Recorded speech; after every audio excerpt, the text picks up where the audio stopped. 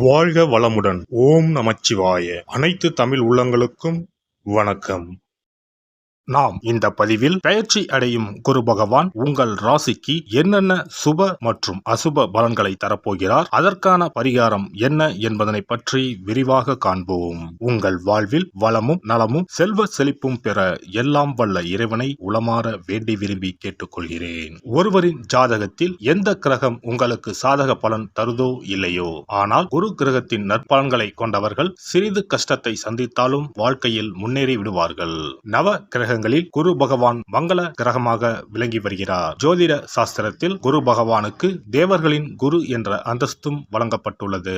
இவர் நல்ல பலன்களை அளிக்கும் கிரகமாக கருதப்படுகிறார். திருமணம், மகிழ்ச்சி, குழந்தைகள், நல்ல அதிர்ஷ்டம், அறிவு, கல்வி, பேச்சாற்றல், மரியாதை, நல்ல ஒழுக்கம் ஆகியவற்றுக்கு இவர் காரணியாக உள்ளார். ஒருவரது ஜாதகத்தில் குரு பகவான் நல்ல இடத்தில் இருந்தால் அவர் வாழ்வில் மிகுந்த மகிழ்ச்சியையும் செழிப்பையும் பெறுகிறார். அவர் வெற்றியின் உச்சம் தொடுவதை யாராலும் தடுக்க முடியாது. குருவின் அருள் பெற்ற நபர்களுக்கு அறிவாற்றல் மேம்பட்டு சமூகத்தில் நல்ல கௌரவமும் பெற்றிருப்பார்கள். 12 ஆண்டுகளுக்கு பிறகு குரு பகவான் ரிஷப ராசியில் பிரவேசிக்க உள்ளார். ஜோதிடத்தில் முக்கிய கிரக பெயர்ச்சிகளில் ஒன்றாக கருதப்படுவது குரு பெயர்ச்சி. இந்த ஆண்டு குரு பெயர்ச்சி 2024 மே 1ஆம் தேதி நடக்க உள்ளது. குருவின் அமைப்பும் குருவின் பார்வையும் எப்படிப்பட்ட பலனை அள்ளித்தரும் என்பதை தெரிந்து கொள்வோம். கால சக்கரத்தில் தனுசு, மீன ராசிகளுக்கு அதிபதியான குரு பகவான் தற்போது மேச ராசியில் சஞ்சாரம் செய்து வருகின்றார். இவர் 2024ஆம் ஆண்டு மே மாதம் 1ஆம் தேதி நண்பகல் 12:59 மேச ராசியில் உள்ள கிருத்திகை 1ஆம் பாதத்தில் இருந்து ரிஷப ராசியில் உள்ள கிருத்திகை 2ஆம் பாதத்திற்கு பெயர்ச்சியாக உள்ளார். குரு பெயர்ச்சி பெறும் ஸ்தானத்தை விட குருவின் 5, 7, 9ஆம் பார்வை பெறக்கூடிய ராசிகள் மிகவும் சிறப்பான பலன்களை பெற்றிடும் என்பது ஜோதிட விதி. 2024ஆம் ஆண்டில் நடக்கும் குரு பெயர்ச்சியின் தாக்கம் அனைத்து ராசிகளிலும் இருக்கும். எனினும் சில ராசிகளுக்கு குருவின் இந்த மாற்றம் பலவித நற்பலன்களை அளித்தரும். இவர்கள் எடுத்த காரியங்கள் அனைத்திலும் வெற்றி பெறுவார்கள். நீண்ட நாட்களாக நடக்காமல் இருந்த பல விஷயங்கள் குரு பெயர்ச்சிக்கு பிறகு வெற்றிகரமாக நடந்து முடியும். இவர்களுக்கு அதிர்ஷ்டத்தின் ஆதரவு முழுமையாக இருக்கும். இந்த குரு பெயர்ச்சியானது ஒரு சில ராசிக்காரர்களின் வாழ்வை புரட்டி போட போகிறது. துரோகத்தால் பிரிந்த கணவன் மனைவி, சகோதர சகோதரி உறவு ஒன்று சேர போகிறது. நட்பு என்னும் நஞ்சால் உங்கள் உறவை பிரித்த துரோகியை இனம் கண்டு உண்மையான உறவு யார் என்பதனை அறிந்து கொள்வீர்கள். நஷ்டம் மட்டுமே பார்த்த வியாபாரிகள் திடீர் லாபத்தை அடைய உள்ளீர்கள். திடீர் லாட்டரி அடித்தது போல லாபம் இரட்டிப்பாகும். சனி பார்வையினால் ஏற்படும் காம சிந்தனைகள் இந்த குரு பெயர்ச்சியினால் சரியாகும். தகாத பெண் உறவை தவிர்த்து ஆன்மீக பயணத்தை தொடர்வீர்கள். சதி எதுவாக இருந்தாலும் அதை முறியடிப்பது சிவனின் விதியாகும். சிவனின் துணை இருந்தால் எதிரில் யமனே வந்தாலும் சமாளித்து வெற்றி அடையலாம். இனி உங்கள் ராசிக்கான பலன்கள் என்ன என்பதனையும் அதற்கான பரிகாரம் என்ன என்பதனையும் பார்ப்போம். சிம்ம ராசி அன்பர்களே, உங்கள் ராசிக்கு பாக்கியஸ்தானத்தில் பயணம் செய்யும் குரு பகவான் சித்திரை மாதம் முதல் 10ஆம் பாவமான தொழில்ஸ்தானம், கர்மஸ்தானம் என்ற இடத்திற்கு இடப்பெயர்ச்சி ஆகிறார். குரு கோசாரத்தில் 10இல் வந்தால் பதவி பறிபோகும் என்று சொல்வார்கள். சிம்ம ராசிக்காரர்களுக்கு அற்புதமான பதவி யோகத்தை, அதிகார யோகத்தை தரப்போகிறார். நல்ல வேலை வாய்ப்பு அமையும். வேலையில் இருப்பவர்களுக்கு ப்ரமோஷன் கிடைக்கும். குரு பகவானின் பார்வை உங்கள் ராசிக்கு 2, 4, 6 ஆகிய ஸ்தானங்களின் மீது விழுகிறது. குடும்பஸ்தானத்தை குரு பார்வையிடுவதால் பொருளாதார அபிவிருத்தி ஏற்படும். குடும்பத்தில் மகிழ்ச்சி நிலவும். சொல்லும் செயலும் நிறைவேறும். இதுவரை கொடுத்த வாக்குறுதிகளை நிறைவேற்றி விடலாம். பணம், பொன் பொருள் சேர்க்கை ஏற்படும். சண்டை போட்டு பிரிந்த தம்பதியினர் ஒன்று கூடுவார்கள். வரவேண்டிய பாக்கிகள் வசூலாகும். புதிய முயற்சிகள் கைகூடும். குரு பகவான் தன்னுடைய 7ஆம் பார்வையால் சுகஸ்தானம் என்ற 4ஆம் பாவத்தை பார்க்கிறார். தாயார், வீடு, வாகனம் ஆகிய ஸ்தானத்தை பார்ப்பதால் புது வீடு கட்டி குடிபோகலாம். வண்டி வாகனம் வாங்கும் யோகமும் கைகூடி வரும். நீண்ட நாட்களாக வாட்டி வதைத்த நோய்கள் நீங்கும். உடல் ஆரோக்கியம் அதிகரிக்கும். நீண்ட நாள் கனவுகள் பூர்த்தியாகும்.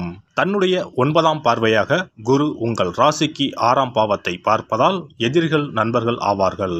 கடன்கள், கோர்ட் வழக்குகள் முற்றிலும் அகலும். புதிய முயற்சிகள் கைகூடும். தொழிலில் அபிவிருத்தி ஏற்படும். வியாபாரம் தொழில் வளர்ச்சி பெறும். பெண்களுக்கு திடீர் கோபங்கள் உண்டாகலாம். நிதானமாக இருப்பது நல்லது. புத்தி சாதுரியத்தால் எதையும் சமாளிப்பீர்கள். அரசியல்வாதிகள் போட்டி பொறாமைகளை எதிர்கொண்டாலும் மக்களின் ஆதரவை பெற முடியும். கட்சிகளில் உள்பூசல்கள் ஏற்பட்டாலும் உங்களின் வார்த்தைகளுக்கு மதிப்பும் மரியாதையும் உயரும். நினைத்த காரியங்களை நிறைவேற்றிக் கொள்ள முடியும். எதிலும் சற்று சிந்தித்து செயல்படுவது நல்லது.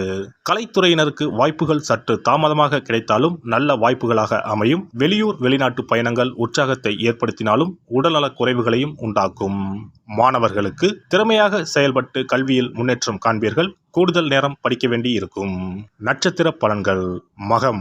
இந்த குறுப்பெயர்ச்சியால் உறவினர்கள் வகையில் தவிர்க்க முடியாத சுப செலவுகளை சுமக்க நேரும். முக்கியமான பயணமும் முக்கிய பிரமுகர்களின் சந்திப்பும் உண்டாகும். அது உங்கள் எதிர்காலத்துக்கு நல்ல அஸ்திவாரமாக இருக்கும். சிலர் கூட்டு முயற்சிகளில் லாபம் தேடலாம். சிலர் குடும்பத்தினரோடு கூட்டு சேர்ந்து தொழில் செய்து லாபம் பார்க்கலாம். பூரம் நட்சத்திரம். இந்த குறுப்பெயர்ச்சியால் ஆரோக்கியம் நன்றாக இருக்கும். தொழில், வேலை, உத்தியோகம் ஆகியவற்றில் வெற்றி அடையலாம். சேமிப்பும் அடையலாம். உங்கள் உழைப்பும் நம்பிக்கையும் உங்களுக்கு முழுமையான பலனையும் திருப்தியையும் தரும். எதிர்ப்பும் இடையூறும் ஒருபுறம் இருந்தாலும் உங்களின் தன்னம்பிக்கையாலும் தைரியத்தாலும் அவற்றை போராடி எதிர்த்து நின்று வெற்றி கொள்வீர்கள். உத்திரம் நட்சத்திரம்.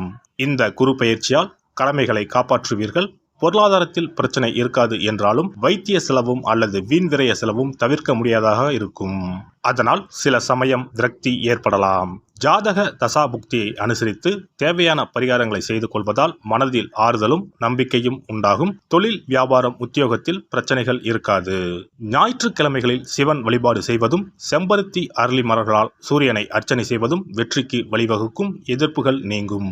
குரு பெயர்ச்சி சிறப்பு பரிகாரம். ஜாதகத்தில் குரு நல்ல இடத்தில் இல்லாமல் இருந்தாலோ கோசார ரீதியாக கொடூரமானவராக இருந்தாலோ குருதோஷம் நீங்க பரிகாரம் செய்ய வேண்டும். தீய பலன்கள் குறையவும் நல்ல பலன்கள் அளவுக்கு அதிகமாக நடைபெறவும் குரு பகவானுக்கு செய்யும் பரிகார முறைகள் உதவும்.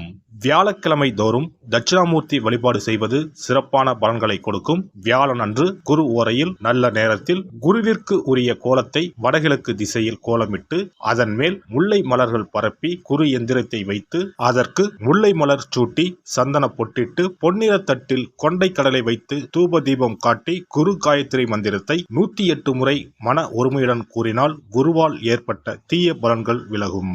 நல்ல பலன்கள் மேலும் மேலும் அதிகரிக்கும்.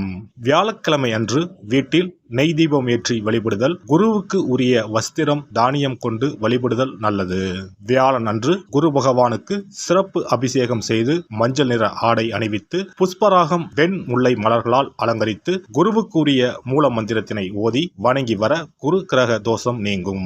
மஞ்சள் நிற ஆடையை உடுத்துவது, புஷ்பராக மணியை அணிவது, மஞ்சள் நிற ஆடை, கடலை, தானியம் ஆகியவற்றை தானம் செய்வது, வியாழக்கிழமைகளில் விரதங்களை மேற்கொள்வது ஆகியவற்றால் குருதோஷ பரிகாரங்களை செய்யலாம். உங்களால் முடிந்த அளவிற்கு ஏழை எளியோருக்கு தானம் தர்மம் செய்தால் வாழ்க்கையில் அமைதி கிடைக்கும்.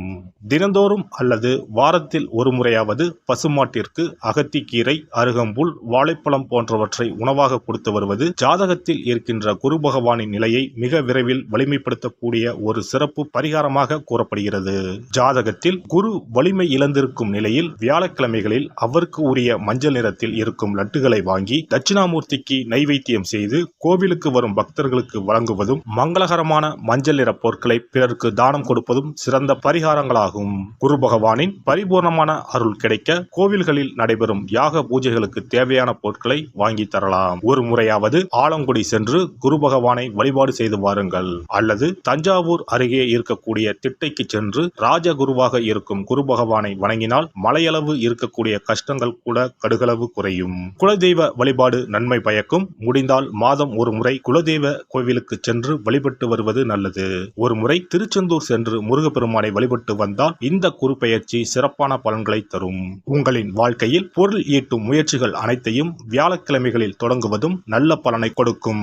குறிப்பாக வியாழக்கிழமைகளில் வருகின்ற ஏகாதசி தினங்களில் நற்காரியங்களை தொடங்கினால் நன்மைகளை பெறலாம். வியாழக்கிழமைகளில் தங்கள் சக்திக்கு இயன்றளவில் அன்னதானம் செய்வது குரு பகவானின் நல்லருளை உங்களுக்கு பெற்றுத்தரும்.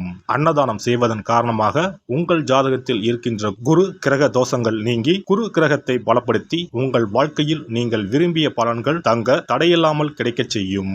எல்லாம் வல்ல இறையருளால் நீங்களும் உங்கள் அன்பு குடும்பமும் உடல் நலம், நீலாயுள், நிறை செல்வம், உயர் புகழ், மெய்ஞானம் ஓங்கி வாழ்க வளமுடன். இந்த வீடியோ பதிவு உங்களுக்கு பிடித்திருந்தால் லைக் பண்ணுங்க, கமெண்ட் பண்ணுங்க, ஷேர் பண்ணுங்க, மறக்காம சப்ஸ்கிரைப் பண்ணுங்க, பக்கத்துல இருக்கிற பெல் பட்டனை கிளிக் பண்ணுங்க. நன்றி, வணக்கம். ஓம் நமச்சிவாய, சிவாய நம.